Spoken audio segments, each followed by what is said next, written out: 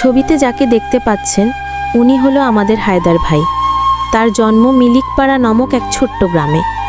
গ্রামের খোলা আকাশ, কাঁচা রাস্তা, ছোট ছোট আর সবুজ ধানক্ষেত তার চোখে গড়ে উঠেছিল এক স্বপ্নের ছবি।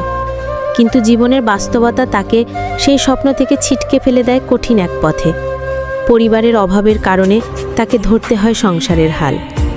মাত্র 15 বছর বয়সেই তার কাঁধে উঠে আসে সংসারের দায়িত্ব। মা অসুস্থ, বাবা কৃষক, ঘরে ভাই বোন। তাই স্কুলের খাতা কলম ছেড়ে হায়দার বেরিয়ে পড়ে রোজগারের আশায়।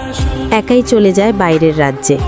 সেখানে মায়েমনের কাজ করে, তার ফাঁকে বিকেলে শহরের রাস্তায় ঘুরতে বেরোনো, কখনো চা দোকানে, কখনো আবার নির্মাণস্থলে। দিনের পর দিন রোদে পুড়ে ধুলোয় গা বাখিয়ে সে উপার্জন করে নিজের পরিবারের মুখে খাবার তুলে দেয়। তবে হায়দার শুধু কাজই করেনি, মাঝে মাঝে গ্রামে ফিরে এসে বন্ধুদের সঙ্গে ক্রিকেট ফুটবল খেলতো। সে সবসময় হাসি খুশি থাকতো, নিজের কষ্টের কথা কাউকে বুঝতে দিত না। এজন্যে সবাই তাকে ভালোবেসে হায়দার ভাই বলে ডাকত। হায়দার নিজে জানে সে এখনো বড় কিছু করতে পারেনি, কিন্তু সে যা করেছে পরিবারের জন্য নিজের গ্রাম ছেড়ে বাইরের রাজ্যে চলে গেছে।